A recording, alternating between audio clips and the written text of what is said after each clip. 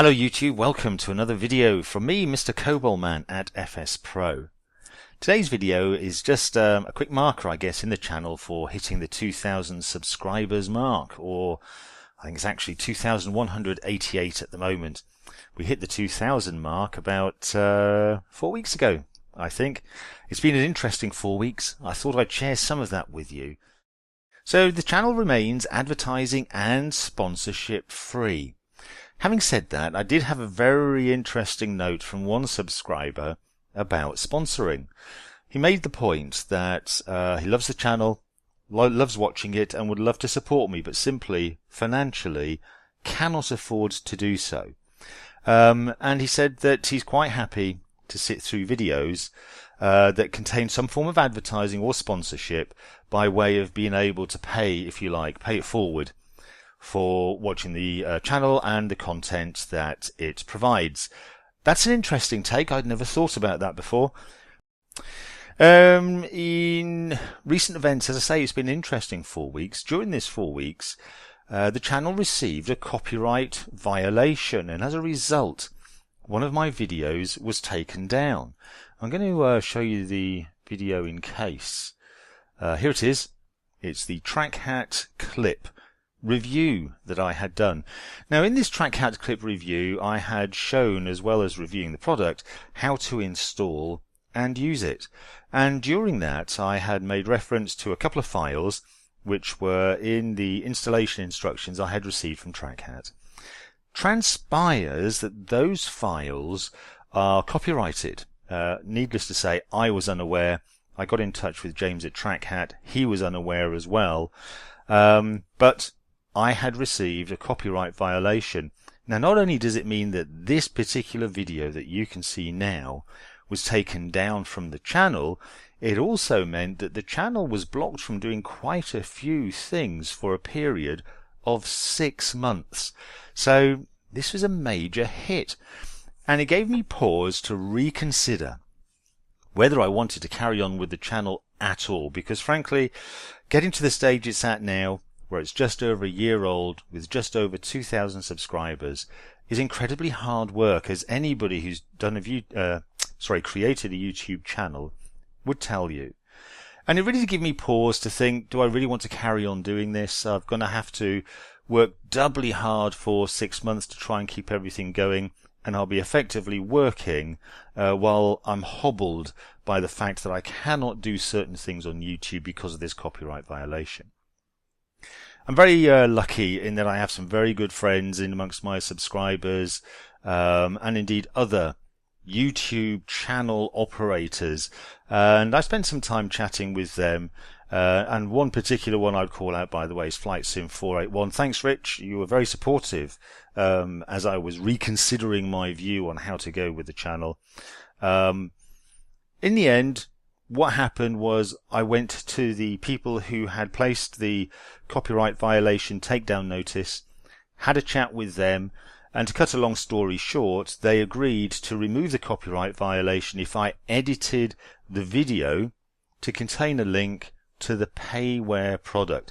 I'm going to mention it in this video because I think it's worthwhile doing, and I have adjusted the information here to refer to the CLI driver.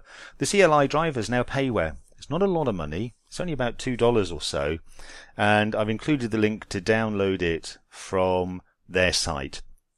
And it's nice to know that common sense can prevail over litigation. What else? Ah yes, during the last month, Lockheed Martin introduced Prepared version 3, and I'm going to break from the pack here because the initial reports that I read about Prepared V3 were that it's much more than a patch. It's got this and it's got that and it's got the next thing.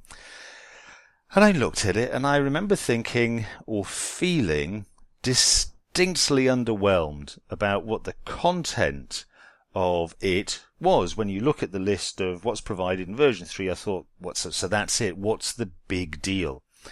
Nevertheless, because I provide a service for you in terms of flight simming and having the most up-to-date and I guess current versions of product, I thought I'm going to have to look into it and update to version 3. Fortunately for me, my version of Prepared was at version 2.5, and I had bought it only 60 days prior, so I wrote to Lockheed Martin and asked for a refund so that I could buy version 3. And believe it or not, they wrote back to me and said, no, you're outside of the 60-day guarantee, tough luck. Well, all right, they didn't actually say tough luck. I'm paraphrasing a bit here, but that was the basic message. So I had a quick look and discovered that they were right.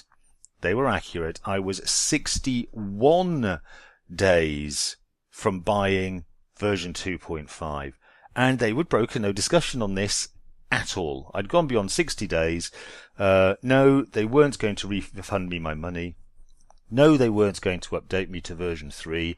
No, there was no upgrade past to version 3. If I wanted it, I would have to pay for the full product again. I have to tell you, that rankles.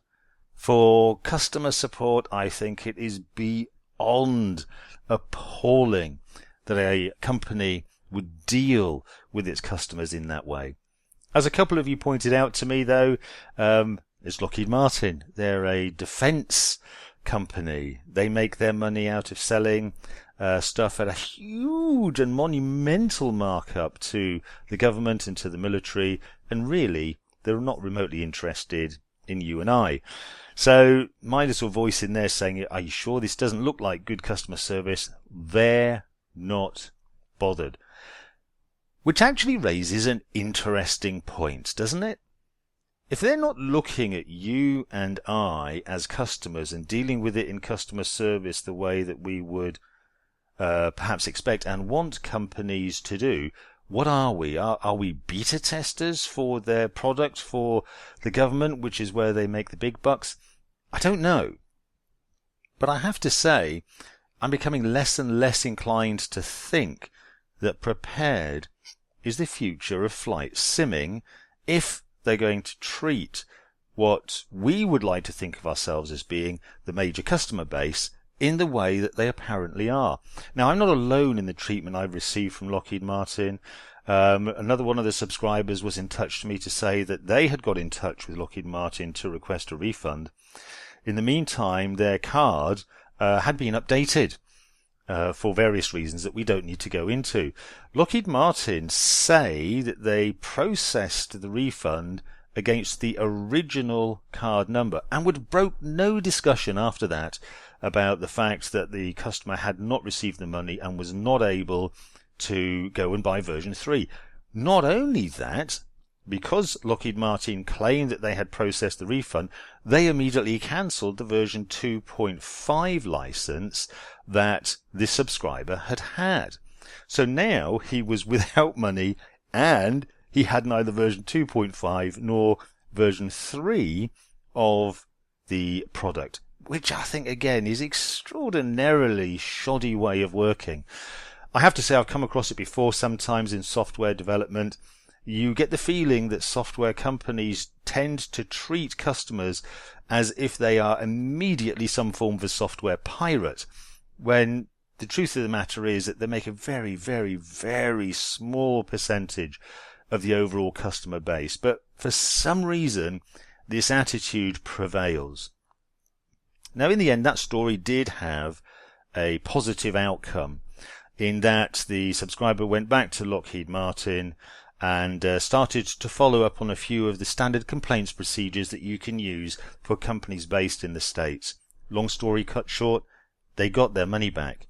If I do stuff with version 3 of Prepared, it's going to be because you, the subscribers, tell me that you really want to see stuff based on it, but I'll be doing it through gritted teeth. Thanks very much for watching, and I look forward to welcoming you to my next video here on Mr. Cobalmon's channel at FS Pro.